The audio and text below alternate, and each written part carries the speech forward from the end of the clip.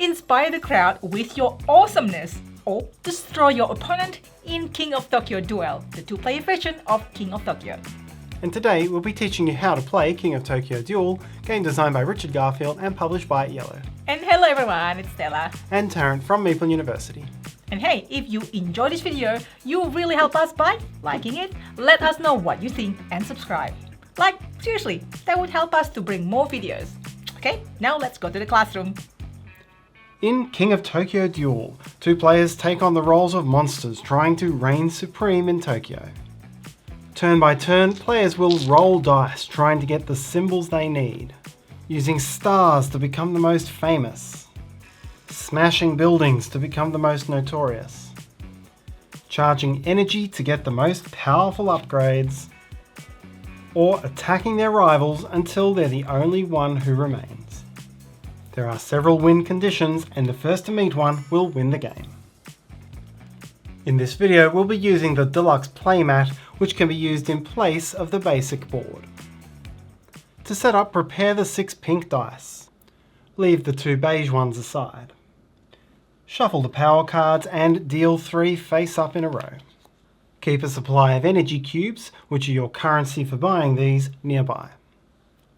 Place the fame and destruction markers on the central spaces of their tracks. Each player takes a character board, which shows an individual player power, and a health dial set to that character's health. In addition to the beige dice and power cubes, make a supply of dice tokens and the various sizes of buzz token, each of which is indicated by a cartoon character on its back. Each player rolls the dice and most claws becomes the starting player.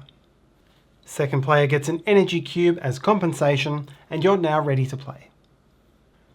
King of Tokyo Duel is played in turns, back and forward starting from the first player until somebody has triggered a win condition. A turn is resolved in 4 steps. Roll dice, resolve dice, buy power cards or gain energy, and end your turn. The first step is roll dice. On the first player's first turn only, you'll do this step with 5 pink dice. On all subsequent turns, you'll use 6 pink dice. You'll roll dice in the manner of a Yahtzee roll.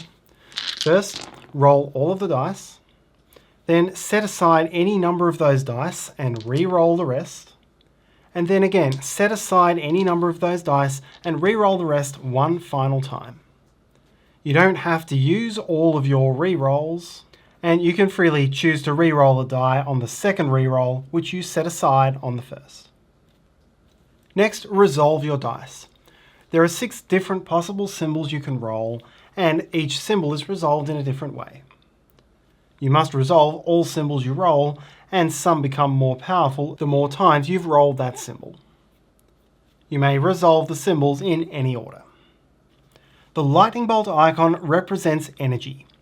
For each lightning bolt you roll, gain an energy cube from the supply. You can hold any amount of energy, and if you run out of energy in the supply, use a substitute. Claws and hearts represent the direct combat between the players.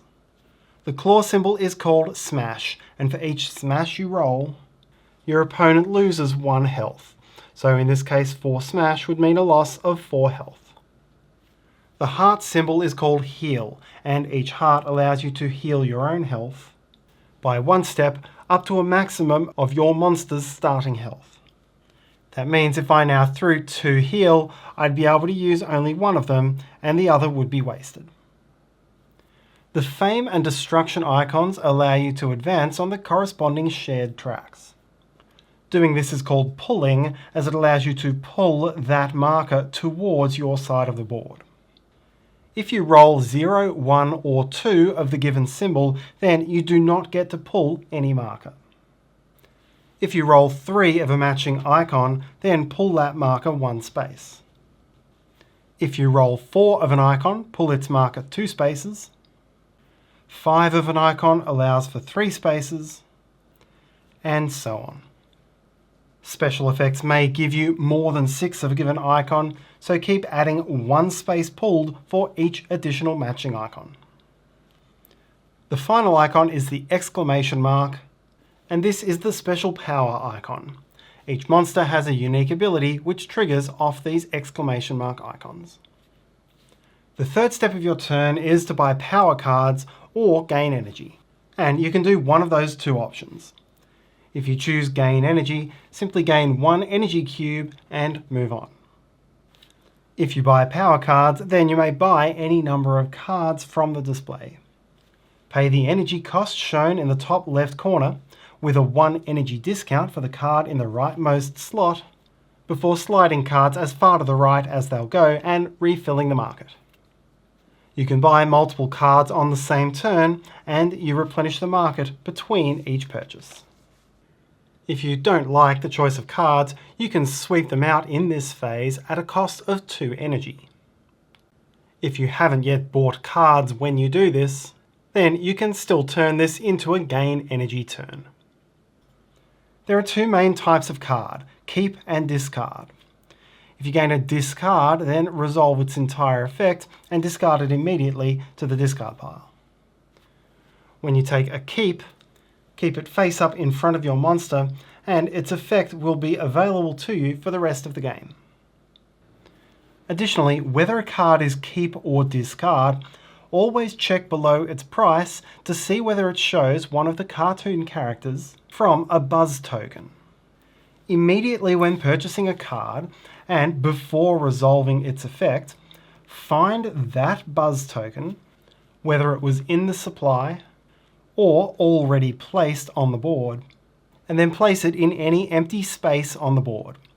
That means it can't go under one of the markers nor on an existing buzz token. It can go on the end space of a track. If it's a non-symmetrical token, you can freely rotate it whichever way you wish. The only exception is if the buzz token is under the fame or destruction marker. In that case, you simply leave it where it is. Anytime you pull the fame or destruction marker into a buzz token space which contains an icon, you gain the benefit of that icon. So right now, if the player on the right pulled 2 for destruction, that player would heal 1 and smash the opponent 2. These work both ways, so if the left player now pulled 1, the left player would heal 1. There are also buzz tokens which make one of the tracks shorter or makes a track longer. You'll also find power cards which apply when either the destruction or fame marker is on or off a buzz token. Finally is the end of turn phase, where you resolve any end of turn effects and then hand the dice to the other player. Next I'll cover some other bonuses and effects you'll come across. Whenever you gain this icon, you take a dice token. Store it in front of yourself and you can hold at most 2 at a time. Before you commence the roll dice phase on any turn, you can spend one or both of these tokens to gain an extra beige die for each one you spent. Once you have the extra die, it acts like any other die for this turn, but you'll return it to the supply after your turn is done. There are also some power cards which will give you access to these additional dice. On each end of both the fame and destruction track, there's one space called the victory space, and 3 spaces which are called the spotlight zone. In the case of this buzz token, the middle space is only considered in the spotlight zone if it's fully inside that area. Some of the game's power cards will combo based on the spotlight zone. There are 3 ways to win the game, and the game ends immediately, whether on your turn or your opponent's, as soon as one of these conditions is met. If you ever have the fame or destruction marker on its victory space on your side of the board, then you win. If you ever have both markers in their spotlight zones on your side of the board, then you win. And if you ever reduce your opponent's health to 0, then you win. And that's how to play King of Tokyo Duel. Thanks so much for watching. Please like, subscribe, let me know and share this video if you enjoyed, and hopefully you have a wonderful day. See you next time!